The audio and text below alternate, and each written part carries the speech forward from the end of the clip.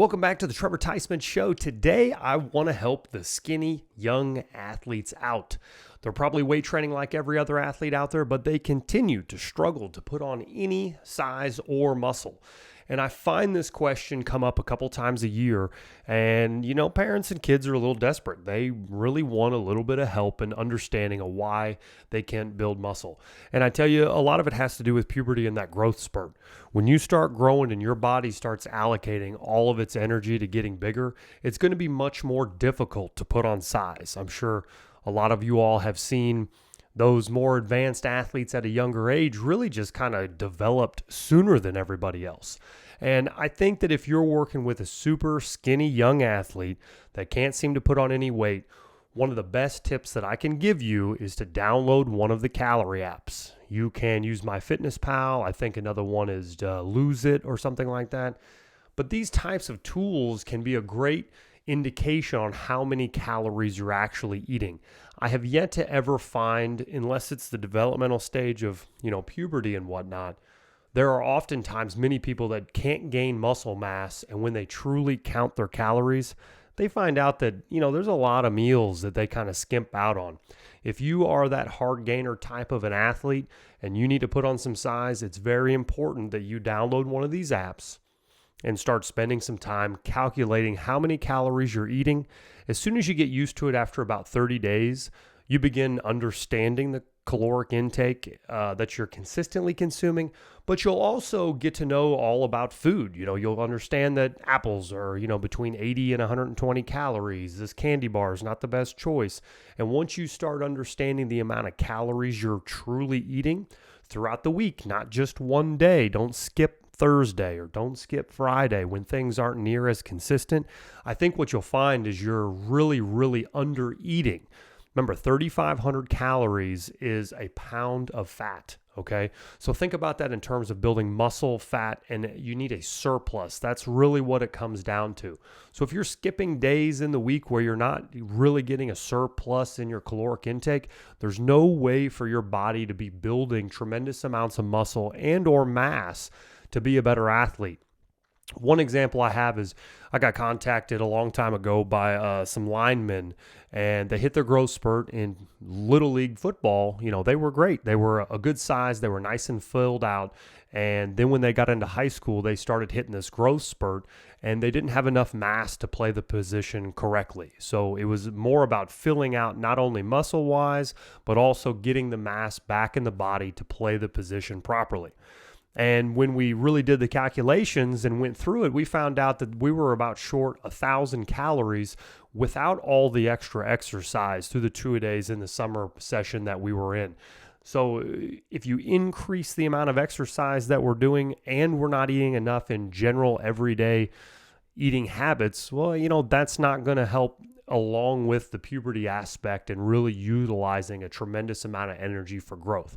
So download the app, start calculating the calories that's required for your body type. And none of this stuff is going to be specific, perfect, no mistakes. It's not going to be too little. It's not going to be it's just a really good guide. So it's going to help you get in better habits of eating more consistently.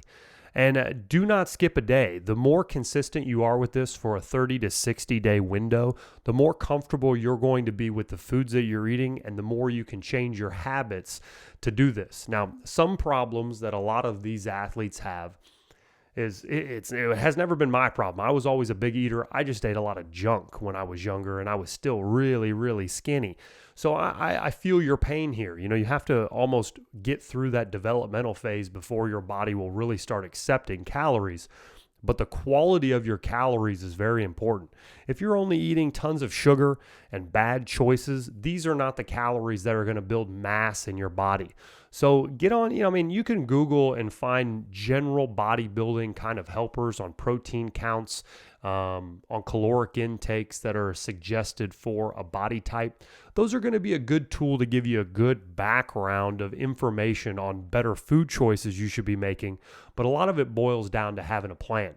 If you can get a little bit of a food schedule for a 5 to 6, 7 day window as a family, if you're a young athlete watching this video, or if you're the parent watching this video, Getting a menu set up for all of your dinners is a great way to make sure that your younger athletes can have enough calories throughout the week to do this developmental process that we're talking about.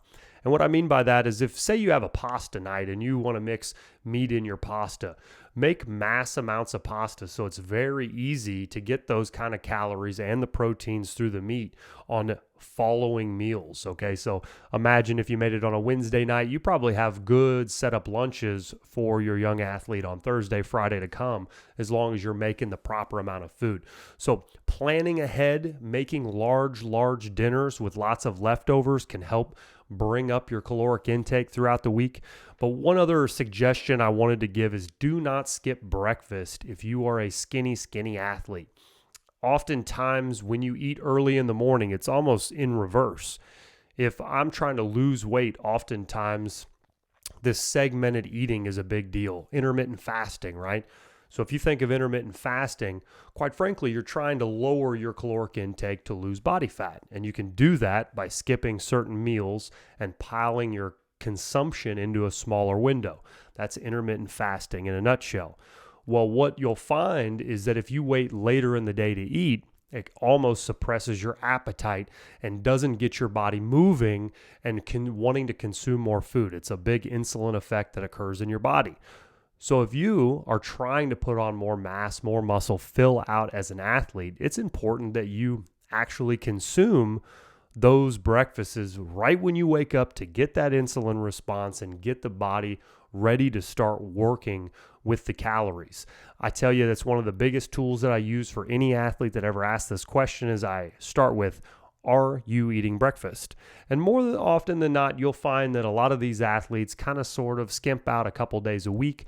But anytime you're eating a really healthy breakfast with some good choices, some eggs, bagels, high caloric type of foods, that breakfast can be anywhere between 500 and 700 calories. And to stuff that into all those additional meals coming up, it becomes rather difficult by the end of the week. Imagine if you skip 3 breakfasts and each one was 500 to 700 calories. You're talking about a massive amount of calories by the end of the week that you're short on. So get in the small habits that'll help you along the way. Eating your breakfasts, don't skip them. Have your parents or you yourself, as a young athlete, make sure that you've got a menu prepared to where you're cooking large dinners so they're easy snack foods with high calories that you can utilize. And use the app as much as possible so that you know that you're getting in enough protein, so you know that you're meeting your caloric needs, you're not falling short, and it'll also keep you consistent with actually taking in the meals throughout the day. Because when you find that you're short 1,000 or 2,000 calories by the end of the week, it's pretty obvious why you're still skinny. It's all about calories. Every bit of this is about calorie consumption with an annotation behind that of how good is the food. We still want highly dense foods and not just sugary junk. Let's see. Don't skip the breakfast. Calories. The last thing I wanted to mention is sometimes you'll see another thing that has come up is you'll find that a lot of young athletes, some of them don't have a big appetite. Small eaters. They're just grazers, right? Which is fine. But if you find yourself grazing on 100 calories and wait a couple hours and eat 100 calories, this can be problematic if you're trying to get up to 4,000 calories by the end of the day.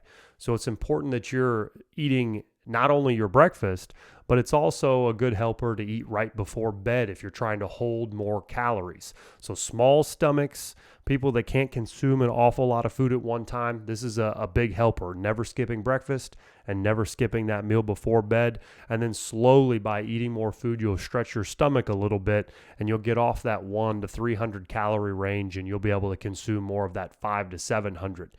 Think about how much you're moving as you utilize this app. If you truly are not gaining any weight and the app shows you that you should be, these things are just guides. So make sure that you stay consistent and then increase accordingly. And what I mean is if you find that you're eating about 3,000 to 3,300 calories a day, let's just take this as an example. When you actually add this into your app, you'll see this graph that goes across, right?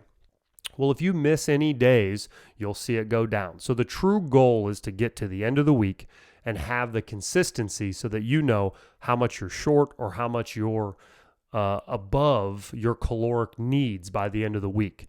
Now, the key is even if it says that you should be gaining weight and you find after a week or two that you're not really putting on any mass whatsoever, then you need to just up the amount that you're doing, right? You've gotten so consistent that by day 7, the 3rd week in a row, you now know that 3,300 calories is not giving you the surplus that you need. It's very simple. Add in 500 a day, spread it throughout all the meals of the day, and then stick to that number and see where you end up at the end of that 7-day set, at the end of that 14 days. And if you start doing that and use these as more of a tool than an exact science, you're going to find that you can get tremendous results. Let me know if you have any comments below. I'll be sure to interact with you guys. If you got some generic questions or something that you need to know based on this topic, please subscribe and always like the video. If you like what I'm doing, I sure appreciate the support. Have a great day, everybody.